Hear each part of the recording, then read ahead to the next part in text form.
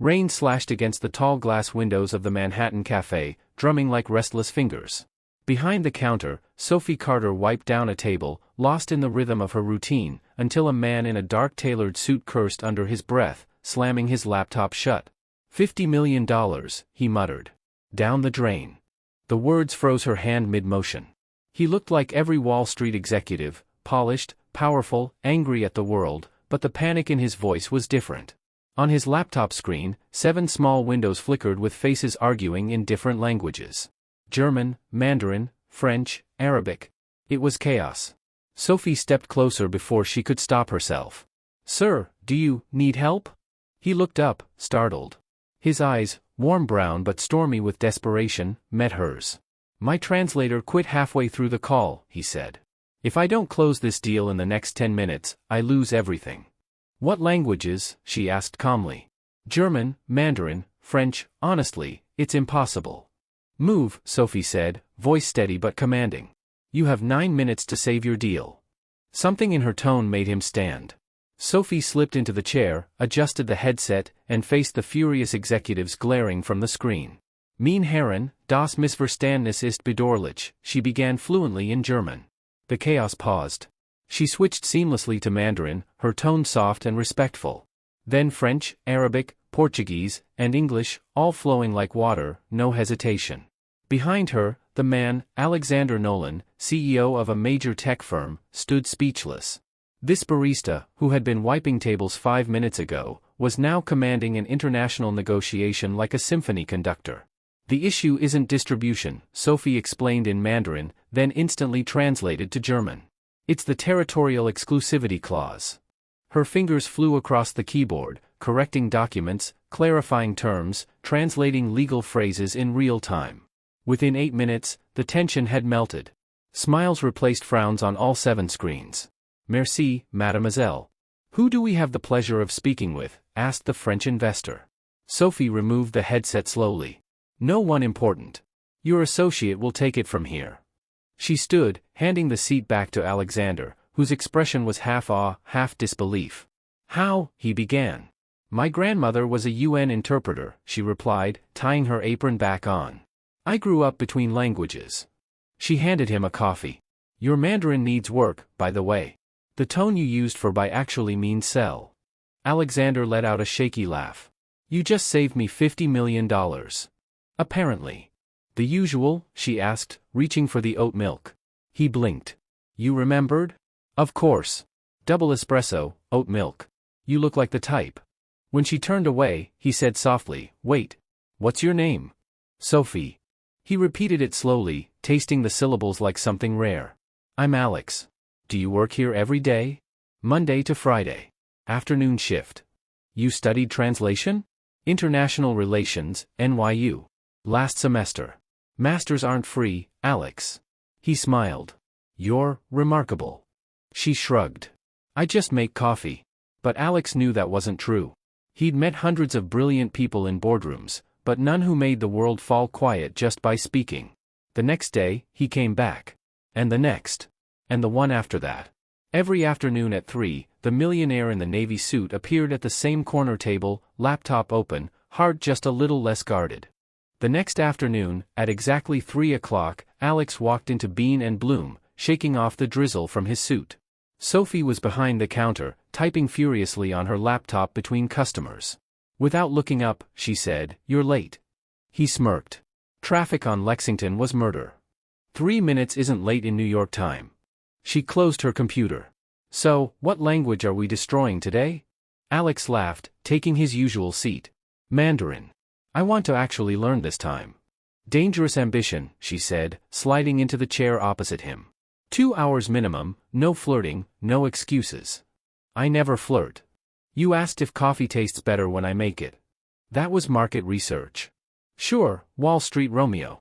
For the next hour, Sophie drilled him on tones and pronunciation. No, feel it here, she said softly, touching his throat.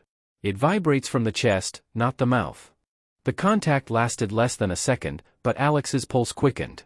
Her presence was electric, steady, brilliant, grounding. Your grandmother taught you all this? He asked. She raised me. My parents died in a car accident when I was 6. Her voice stayed calm, but something flickered behind her eyes. She used to say languages are inheritance, each one a door to another world. How many doors have you opened? 7, she said with a shrug. Lately, I barely leave this cafe. Why international relations, then? I applied for a post at the UN in Geneva months ago, she said. Like my grandmother. But, life's complicated. He nodded slowly. Geneva's beautiful. I lived there once. For work. For meaning, he said quietly. Their eyes met, a moment too long, too dangerous. Her phone buzzed, breaking the spell. She glanced at it, then quickly hid the screen. Just assignments. They returned to work, but the air between them hummed differently now. When her coworker, Maria, called out that Sophie's shift had ended 20 minutes ago, she blinked in surprise. Guess time flies when your student's hopeless, she teased. Hopelessly motivated, he countered. Same time tomorrow? I've got an exam. The day after. As she packed up, she turned to him. Why do you really want to learn all this, Alex? Guys like you have entire teams of translators. He hesitated. Maybe I'm tired of being the guy who needs others to make him understood. She studied him, narrowing her eyes. You give orders even when you ask for coffee. And that laptop costs more than my tuition. You're not exactly average. He smiled faintly. Maybe I'm hiding from something. And you're not? Touché, she said, smirking. Thursday, then. But you're buying the coffee. Deal. When she left, Alex watched her disappear into the gray rain. His phone buzzed. It was Charles Reed, chairman of his company's board. How'd Berlin go? Better than expected, Alex replied, still staring at the door. He didn't add that a barista from the East Village had just saved his entire quarter, and maybe, unknowingly, something far greater. 2 weeks later, their language lessons had become the best part of Alex's days. Every afternoon at 3, Sophie pretended not to expect him, and failed every time. He'd walk in with a grin, she'd roll her eyes, and the world would slow down just enough for them to forget who they were outside that cafe. One rainy Thursday, between laughs and mispronounced Mandarin, Sophie leaned closer. Tell me the worst insult you know. What? Come on. Every language has one. It reveals its soul. Alex hesitated, then muttered a clumsy phrase. Sophie chuckled. That means, may your ancestors cringe for 7 generations. Brutal. Languages are. They just wear politeness like perfume. She scribbled 2 characters on a napkin. This one means, crisis. But it's made of 2 words, danger and opportunity. Everything has 2 meanings, Alex. Even us. Their fingers brushed as she handed it to him. The moment stretched. What are you thinking? She asked. That some languages don't need words. Her breath caught, but she turned away, pulling a worn book from her bag. Here. Syntactic Structures by Chomsky. It was my grandmother's. I can't take this. It's a loan, until you master Mandarin. Motivation. He traced the margin notes written in multiple languages. Your grandmother must have been brilliant. She was. She said whoever controls words controls the world. Did she ever say what happens when words fail? She said then silence speaks. For a long while, that's exactly what filled the space between them, silence, soft and full. But silence can't last forever. A week later, Sophie walked into the cafe to find Maria trembling with excitement, her phone in hand. Girl, you need to see this. If it's another cat video. It's your student from 3 o'clock. On the screen, Bloomberg Business blared a headline. Alexander Nolan, the youngest tech CEO in America, $2 billion empire before 33. Sophie's stomach dropped. The smiling man on the magazine cover wasn't Alex the student. It was Alexander Nolan, the billionaire founder of Nolan Tech, the very empire she had unknowingly saved. No, she whispered. Yes, Maria said. MIT grad, Silicon Valley prodigy, CEO of 20 subsidiaries, holy. Sophie snatched the phone. Her heart hammered. He told me he was expanding his company internationally, she murmured. He already owns half the world. The betrayal hit like a wave. Her phone rang. Alex. She answered with shaking hands. Enjoy your interview? Sophie, please, let me explain. Explain what? That you lied for 3 weeks? That you played poor just to feel human? It's not like that. I'm coming there. Don't you dare. She hung up, but when she turned, he was already there, soaked from the storm, eyes desperate. 5 minutes, he pleaded. Go home, Alexander. I didn't lie to hurt you. I just wanted. What? A charity project? A distraction? Tears burned her eyes. You made me feel important when I was just your social experiment. You weren't. His voice cracked. You were the only person who ever saw me, not my money, not my company. Me. Poor billionaire, she said bitterly. Must be exhausting being adored. Sophie, please. She stepped back, trembling. My grandmother taught me how to say goodbye in 7 languages. But with you, one's enough.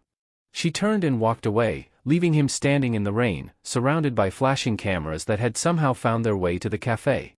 Days later, Sophie packed her things for Geneva. But before she could leave, a familiar voice echoed behind her. I came to return this. Alex held her acceptance letter. It was sent to my office by mistake. You wrote the cafe's address instead of your own. Her heart ached at the sight of him. Thank you. Goodbye. He nodded slowly, then placed a second envelope on the table. This too. A real offer. No lies this time, Director of International Communications, Nolan Tech Europe. Based in Geneva. I don't want your charity. It's not charity. It's faith. In you. She hesitated. He looked exhausted, sincere, stripped of arrogance. My sister told me you'd hate me forever, he said quietly. Maybe she's right.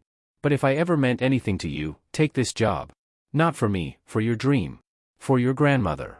Sophie swallowed hard, unable to answer. He turned to leave. Why didn't you tell me the truth that day, she asked suddenly. Because you said you valued honesty above all, and I knew once you heard the truth, it would end. He looked back, eyes raw. I chose 5 more minutes of happiness over a lifetime without you. Cowardly, I know. But it's the only truth I have left. He walked away into the rain, leaving the contract behind. Sophie stood there, the envelope trembling in her hand, her heart torn between what was real and what was right. And though she didn't know it yet, that moment was not their ending. It was the beginning of their translation, the kind that needs no language at all.